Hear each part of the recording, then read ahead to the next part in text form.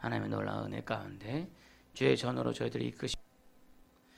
오늘 전할 하나님의 말씀은 아멘으로 예가 되는 계획입니다.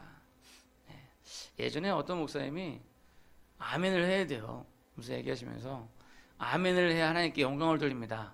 그래가지고 설교하면서 교인들이 아멘을 안 하니까 그렇게 얘기하시나 보다 그랬더니 성경에 있는 말입니다. 그러면서 이 고린도후서 1장 20절 말씀을 읽어주는데 정말로 아멘하여 하나님께 영광을 돌리게 되느니라 라고 되어 있더라고요. 이 정도 나오면 아멘 하실 것도 같은데 여러분들이 아멘하여 하나님께 영광을 돌리는 줄 믿습니다. 오늘 본문을 보시면 사도 바울이 이 고린도 교회에 첫 번째 편지를 보내고요. 그리고서 이 고린도 교회를 방문하려고 계획을 세웠다가 그게 이제 연기가 됐어요. 그것에 대해서 이제 편지로 그 내용을 이제 변명하는 내용이죠. 한마디로 얘기하면. 근데 이 바울이 고린도 교회에 방문하지 않는 것에 대해서 이 고린도 교회에서 몇몇 사람들이 이 바울의 신실성에 대해서 의심하는 사람이 생겼어요. 그러니까 뭐냐면 바울이 분명히 내가 너희한테 가리라 라고 했는데 계속 안 오고 있거든요. 그러니까 바울이 한 입 벌어주고 두 말 하네. 바울이 저렇게 말을 이렇게 막 바꾸고 그러는 사람인데 우리가 바울의 말을 신뢰할 수 있을까? 막 이런 무리들이 막 있는 거예요. 그래서 그것에 대해서 이 바울은 이 고린도후서 1장에서 자기 자신에 대해 설명을 하는 거죠. 사실 바울이 이 고린도 지역에 오지 않았던 것이 아니었어요. 실제로는 두 번이나 바울이 이 고린도 교회 옆을 그냥 지나간 거죠. 그러나 바울은 이 고린도 교회에 들리지 않았어요. 왜냐하면 바울이 판단할 때 그것이 이 고린도 교회를 위해서 더 나은 것이다 라고 생각을 했기 때문입니다. 이 당시에 이 고린도 교회에는요, 이 교회를 근심하게 하는 자들이 있었어요. 근데 그들에 대해서 바울은 그 사람들을 정죄하기를 원치 않았던 거예요. 그러니까 바울을 기다렸던 사람들은 뭐냐면요, 당시에 교회에 좀 약간 문제를 일으키는 사람이 있었는데 이제 처음에 바울이 고린도 교회를 세웠잖아요. 그러니까 바울이 와가지고 이 문제 일으키는 사람들을 칼로 그냥 탁 자르듯이 정죄해가지고 이제 이 사람들을 그냥 교회에서 내보내고 그다음에 우리가 다시 이렇게 새롭게 시작하자. 막 이제 이런 마음이 있었던 거예요. 그런 마음으로 바울을 기다렸던 거예요. 그러니까 바울이 자기가 가면 이제 교회 분란이 더 커지고 결국 교회가 반으로 쪼개질 가능성이 있으니까 그래서 오히려 바울이 가지 않았던 것입니다. 그래서 바울은 그러한 자기의 입장을 변론하면서 오늘 본문의 말씀을 통해서 우리가 우리의 계획을 육체를 따라서 할 것이 아니라 영적으로, 즉 하나님을 위해서 해야 한다라고 말씀하고 있는 겁니다. 즉 바울이 계획을 변경하여 고린도 교회에 가지 않았지만, 그러나 그렇다고 해서 바울이 한 입 가지고 두 마리 하는 얘기 아니라, 사람이 아니라 바울이 전한 복음이 신실성이 없는 것이 아니라 하나님의 말씀은 결코 아니오가 없이 예만 있다. 그러니까 바울이 얘기하는 거예요. 나는 이런 사정 때문에 너희들한테 간다고 안 갔지만, 예했지만 아니오 했지만, 이게 한국말로 하니까 좀 되게 어색해요. 예, 아니요. 그러니까 사실 예스, 노거든요. 예스 하고서 노 그렇게 얘기했지만, 그러나 미쁘신 하나님의 말씀은 오직 예스만 있다는 거예요. 하나님의 말씀은 오직 예스만 있다는 거예요. 예수 그리스도를 통해서 우리에게 이루신 그 하나님의 약속은 반드시 이루어진다는 거예요. 우리 주님 다시 오시기로 했죠. 그것은 반드시 이루어진다는 겁니다. 그것이 바로 예스만 있다라는 거예요. 그것이 바로 진리를 받아들이는 우리에게 해당하는 것이에요. 여기서 노하는 사람은 예수님을 영접하지 않고 믿지 않는 불신자들을 의미하는 거고, 예스하는 사람은 바로 예수님 말씀에 아멘하여 하나님께 영광을 돌린다라는 겁니다. 여기 아멘이라는 것은요, 뜻이 진실로 또는 고백합니다, 그런 뜻이에요. 진실로 고백합니다, 또는 이것은 진실입니다. 그래서 원래 히브리어로 이스라엘 나라 말로 그 나라 말이 아멘이에요. 아멘. 근데 이제 그게 영어로 가니까 이 미국 사람들은 이상하게 꽈요. 그러니까 성경에 있는 게 그 야곱도 성경에 보면 야곱이거든요. 근데 미국의 영어로 가면 이게 제이콥이 돼요. 다윗도 성경에 보면 다윗이 맞아요, 히브리어로. 근데 이게 영어로 가면 데이빗이 되고, 뭐 아무튼 이런 식으로 약간 영어로 가면 변형이 되는데 오히려 한국 성경이요. 그 히브리어 원래 발음을 많이 땄어요. 왜냐면 우리 초대 선교사님들이 성경을 번역하면서 영어 성경을 보기보다는 히브리어 성경을 보면서 번역을 했거든요. 그래가지고 한국 성경에 있는 그런 말들이 훨씬 더 원어에 더 가깝습니다. 그래서 아멘도 그대로 아멘. 근데 영어에서는 아멘이 아니라 에이멘. 그래서 저는 처음에 외국인 예배 드리면서 에이멘 그러니까 이상했어요. 왜 에이멘 그러지? 근데 벌써 우리 저 서원이가 믿고 아멘 그러네. 예. 아멘 그런 거죠. 예. 그래서 아멘 그러는데 어떤 사람이 약간 좀 농담 삼아서 얘기를 하는데 아멘이 한국어에 그 근원이 있다라고 얘기를 하더라고요. 그래서 무슨 말이지? 그래서 어디에 근거가 있냐 했더니 그 사람이 얘기하는 게 한국어에 암만에서 나왔다고 그러더라고요. 암만. 그러니까 딱 이 말씀 믿으십니까? 그러면 암만. 그렇지? 예. 그래가지고 암만에서부터 나왔다고 그러더라고요. 예. 근데 전혀 성경적인 건 아니고 성경적인 건 아닌데 이 아멘의 뜻이 기억이 확실히 들어와요. 주의 말씀 증거할 때 암만. 그렇지. 예. 이렇게 받아들이는 거죠. 그래서 우리가 아멘을 하는 거예요. 자, 아무튼 우리가 예수님 안에서 이 하나님의 약속은 언제든지 예가 되고 실행이 되며 그런 말미암아서 우리가 아멘 진실로 하나님께 영광을 돌린다라는 겁니다. 이제 우리 2018년도를 한 달 남겨두고 이제 2019년도를 새롭게 계획을 하면서 인간의 계획은 불완전하고 수정도 해야 하고 때로는 아니요라고 할 수 있지만 그러나 우리 하나님의 구원하시는 계획은 언제나 예스인 것을 기억하시고 우리가 인간적인 계획이 아니라 하나님의 그 구원 계획에 맞추어서 하나님에 맞추어서 여러분들 계획을 세우시는 여러분들 되시기를 소원합니다. 자, 우리가 본문을 통해서 첫 번째로 기억해야 될 것은요. 방금 말씀드린 대로 육체를 따라서 계획하지 말아야 된다는 거예요. 17절의 말씀 보시면 이렇게 계획할 때 어찌 경솔히 하였으리요. 혹 계획하기를 육체를 따라 계획하여 예예하면서 아니라 하는 일이 내게 있겠느냐. 바울이 고린도 교회에 방문하기로 했다가 못한 것에 대해서 그가 경솔하게 계획한 것이 아니라는 거예요. 즉 육체를 따라서 계획한 것이 아니라 하나님의 말씀을 위해서 계획했다. 육체를 따랐다면 바울은 육체적인 정에 이끌려서 방문하고 싶었어요. 그 옆을 2번이나 지나가면서 뭐 거기 들리는 게 뭐 어려워요. 가고 싶었을 거예요.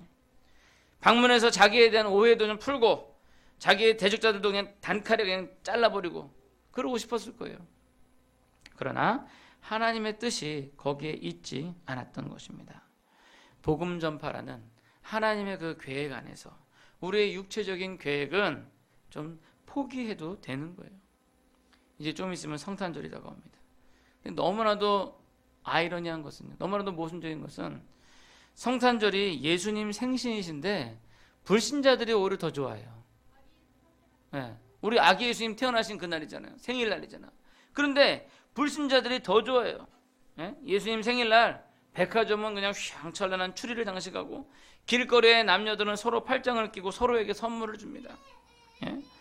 보니까 솔로들은 크리스마스에 혼자 보내야 한다면서 우울해하고 우리 서원이도 되게 우울해하는 것 같은데 서원이의 목적은 여기 드럼에 있거든요. 드럼을 신나게 터야 되는데 솔로들은 막 크리스마스 때 혼자 있으면 우울해가지고 뭐라 그러냐면 혼자 짜장면 먹는다 그래요.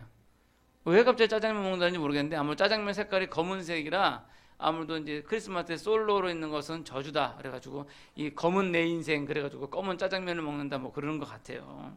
예.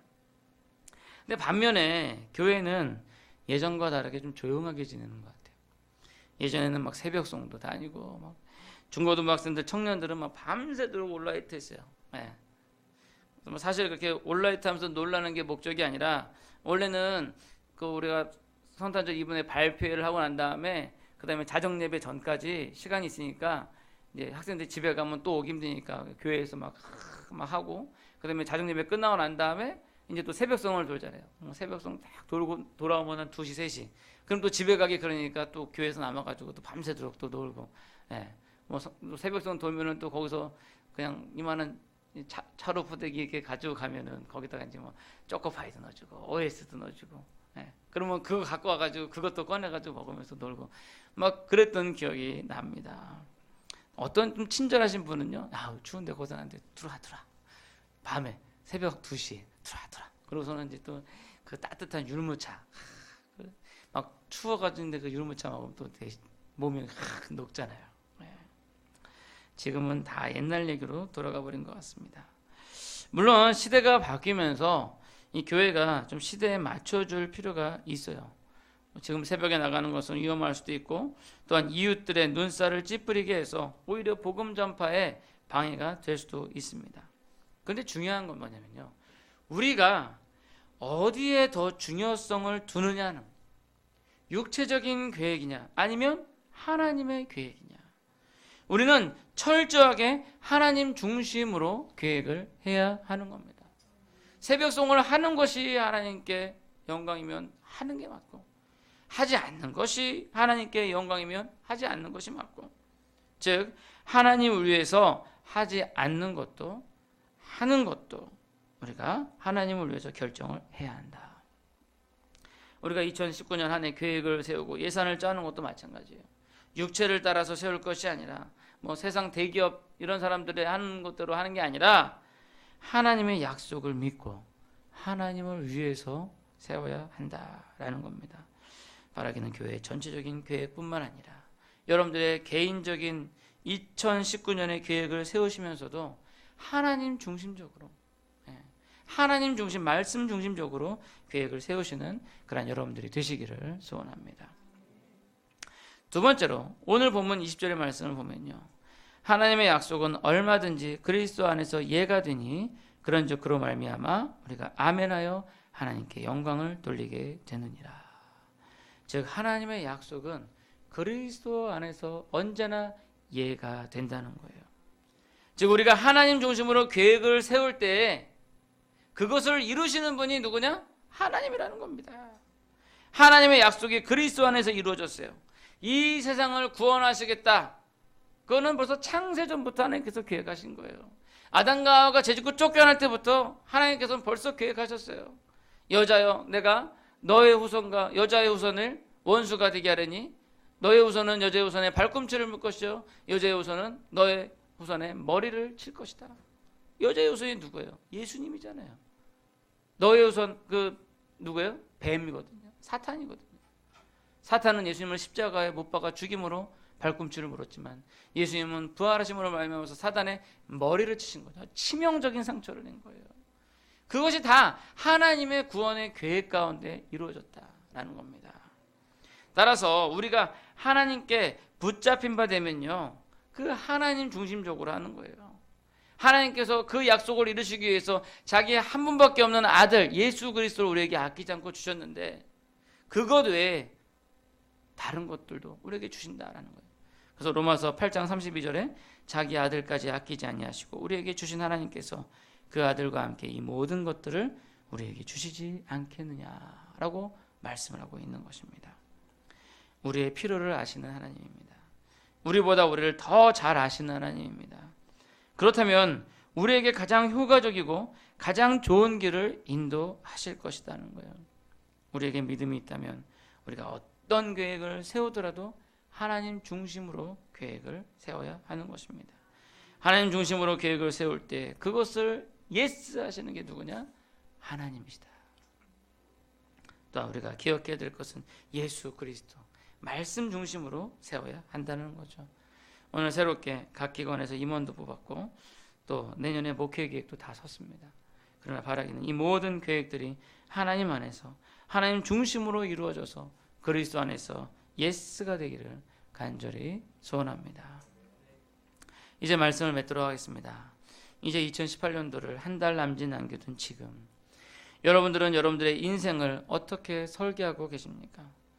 여러분 아무리 유능한 설계사라도요, 공사를 하다 보면요 설계 변경을 하게 돼 있어요. 그러니까 아무리 도면을 잘 그리고 정확하게 그렸어도 막 공사를 하다 보면 안 맞는 부분이 있거든요. 그러면 그때 설계 변경을 해야 돼요. 어쩔 수가 없어요. 아무리 잘 짜여진 계획을 사더라도 살다 보면 변경할 수밖에 없는 거예요.